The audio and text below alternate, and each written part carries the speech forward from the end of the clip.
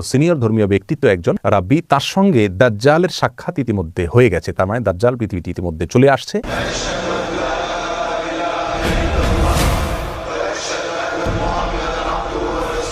আলহামদুলিল্লাহ, ওয়াসসালাতু ওয়াসসালামু আলা রাসূলিল্লাহ ওয়া আলা আলিহি ওয়া আসহাবিহি ওয়া মান ওয়ালাহ, আম্মা বাদ।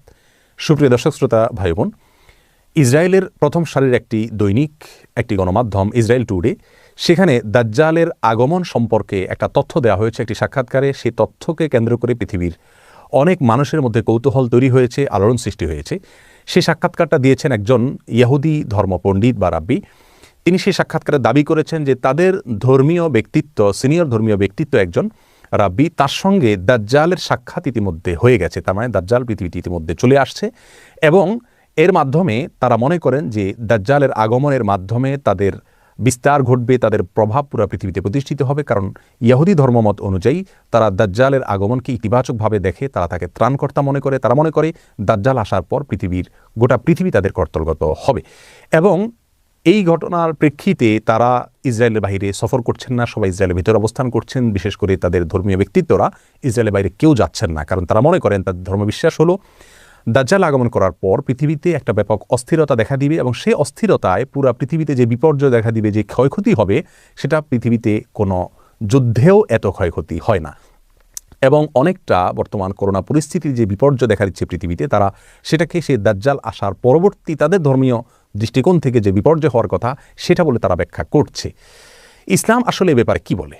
একজন মুসলিম হিসেবে আমাদের বিশ্বাস কি হওয়া উচিত? দাজ্জাল কি আসলে চলে এসছে, বা এই সময় দাজ্জাল চলে আসার কথা কি না? আমরা তাদের এই সাক্ষাৎকার বা তাদের সংবাদকে বা তাদের এই দাবিকে বিশ্বাস করব কিনা বা কীভাবে ব্যাখ্যা করব, এ বিষয়ে আমরা সংক্ষেপে কিছু কথা বলবো। মা তৌফিক ইল্লা বিল্লাহ। প্রিয় দর্শক, কিয়ামত নিকটবর্তী হয়ে গেছে।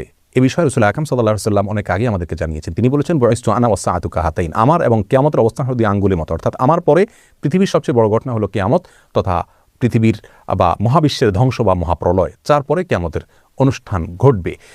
আর কিয়ামত কবে হবে বা মহাপ্রলয় কবে হবে তার দিনক্ষণ তিনি না বললেও নবী আলাইহিস সালাম আমাদেরকে অনেকগুলো পূর্বাভাস বা আলামতের কথা বলেছেন। সেই আলামতগুলো দুই ধরনের, কিছু আছে ছোট আলামত, কিছু আছে বড় আলামত। কিয়ামতের ছোট আলামত প্রায় 100রও বেশি। সে 100 আলামতের ভিতরে সর্বশেষ আলামত যেটা বলতে পারি তা হলো ইমাম মাহদির আগমন। ইমাম মাহদির আগমন এখনও পৃথিবীতে ঘটেনি, তবে ইমাম মাহদির আবির্ভাবের পূর্ব মুহূর্তের পরিস্থিতি পৃথিবীর কেমন থাকবে সে সম্পর্কে হাদিস থেকে ধারণা পাওয়া যায়। সেটা হলো গোটা পৃথিবীতে অন্যায়, অবিচার, অত্যাচার, জুলুম এটায় পরিপূর্ণ হয়ে যাবে।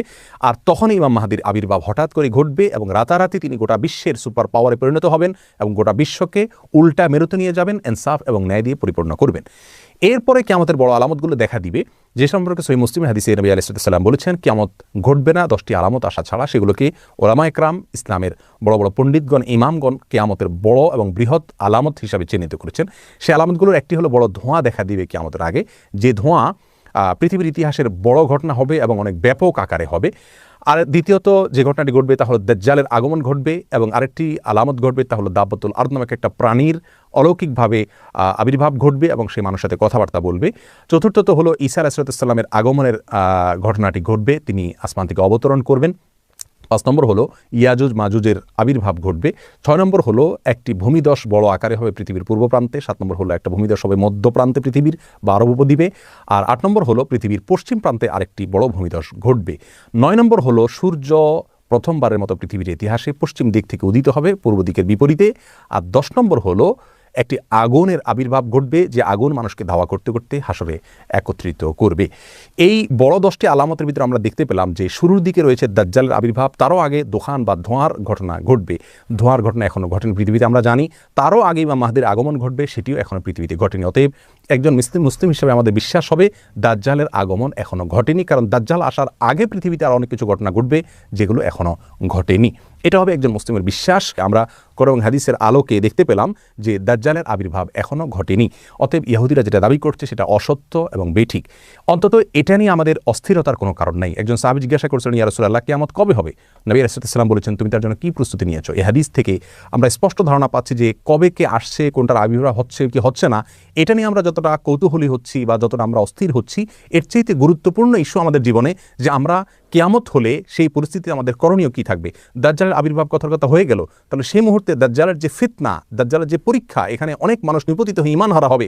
অনেক ভালো ভালো মানুষ পর্যন্ত ঈমান নষ্ট হয়ে যাবে। দাজ্জালের যে ধূম্রজাল, তার যে ধোঁয়াশা, তার যে ফিতনা, তার যে পাওয়ার, সেগুলো দেখে অনেকে তাকে সৃষ্টিকর্তা মনে করবে, আল্লাহ মনে করবে। এই পরিস্থিতি থেকে বাঁচার জন্য আমরা কি প্রস্তুতি নিয়েছি? রাসূল করিম সাল্লাল্লাহু আলাইহি ওয়াসাল্লাম দাজ্জালের ফিতনা থেকে বাঁচার জন্য অনেকগুলো আমলি কথা আমাদেরকে শিক্ষা দিয়েছেন। তার ভিতরে একটি হলো সূরা কাহফের প্রথম 10টি আয়াত মুখস্থ করা, অর্থ সহকারে বোঝা ধারণ করা। যে ব্যক্তি এটা করবে ওই ব্যক্তিকে আল্লাহ সুবহানাহু ওয়া তাআলা দাজ্জালের ফিতনা থেকে রক্ষা করবেন। আরেকটি হলো দাজ্জালের ফিতনা থেকে রক্ষার উপায় হলো দাজ্জাল সম্পর্কে নলেজ অর্জন করতে হবে। পৃথিবীর পূর্ব প্রান্ত থেকে তার আবির্ভাব ঘটবে, 40 দিন সে পৃথিবীতে অবস্থান করবে, সিরিয়াতে তাকে ঈসা আলাইহিস সালাম হত্যা করবেন। এভাবে দাজ্জাল সম্পর্কে আরও যে সমস্ত ভয়াবহ তথ্য রাসূল আকরাম সাল্লাল্লাহু আলাইহি ওয়াসাল্লাম দিয়েছেন, যে তার হাতে জান্নাত থাকবে, জাহান্নাম থাকবে, তার পাশ দিয়ে এরকম পৃথিবীর সমস্ত সুখ স্বাচ্ছন্দ্য ঘুরবে, অর্থাৎ নহর নালা সবগুলো প্রবাহিত হতে থাকবে এবং আল্লাহর নেয়ামতগুলো সব তার হাতে থাকবে। সে মানুষকে জীবিত করবে, মৃত করবে, অনেক অলৌকিক বিষয়গুলো সে দেখাতে পারবে। তার একটা চোখ কানা থাকবে, শুকনো আঙ্গুরের মতো চোখ থাকবে, আরেকটা চোখ ভালো থাকবে, কপালে কাফের লেখা থাকবে পরিষ্কারভাবে, খাটো প্রকৃতির হবে। তার সম্পর্কে বিশদ বিবরণ হাদিসে দেওয়া হয়েছে, সেগুলো নলেজ অর্জন করা যাতে তাকে চিনতে সুবিধা হয়। আর সবচেয়ে বড় অস্ত্র হলো আল্লাহর কাছে আশ্রয় প্রার্থনা করা। বিশেষ করে নামাজের শেষ বৈঠকে আত্তাহিয়াতুর পরে, দুরুদের পরে দোয়া মাসুরের জায়গায় একটা দোয়া রাসূল আকরাম সাল্লাল্লাহু আলাইহি ওয়াসাল্লাম শিক্ষা দিয়েছেন, আল্লাহুম্মা ইন্নী আউযু বিকা মিন আযাবি জাহান্নাম ওয়া মিন আযাবিল কবর ওয়া মিন ফিতনাতিল মাহইয়া ওয়াল মামাত ওয়া মিন শাররি ফিতনাতিল মাসীহিদ দাজ্জাল। এই দোয়ার মধ্যে দাজ্জালের ফিতনা থেকে মুক্তির জন্য আল্লাহর কাছে আশ্রয় প্রার্থনা করা হচ্ছে। আল্লাহর কাছে আশ্রয় প্রার্থনা করা হলো মুমিনের সবচেয়ে বড় অস্ত্র। অতএব দাজ্জাল কখন আসছে না আসছে কিনা সে বিষয়ে গবেষণার চাইতে বড় করে আমাদের যে বিষয় দেখা উচিত, তা হলো আমরা তার জন্য কতটুকু প্রস্তুতি নিয়েছি। আল্লাহ সুবহানাহু ওয়া তাআলা আমাদের সকলকে কিয়ামতের পূর্বে যে সমস্ত ফিতনার মুখোমুখি আমাদের আল্লাহ না করুন হতে হবে, যদি হতে হয় তাহলে সে সমস্ত পরিস্থিতি আমরা কীভাবে নিজেদের ঈমানকে রক্ষা করব, আল্লাহর দিকে আমরা ধাবিত হব, সেই দিকে আল্লাহ তাআলা আমাদেরকে অগ্রসর হওয়ার তৌফিক দান করুন এবং সব ধরনের মিথ্যাচার প্রপাগান্ডা থেকে আমাদের ঈমানকে আল্লাহ তাআলা রক্ষা করার তৌফিক দান করুন।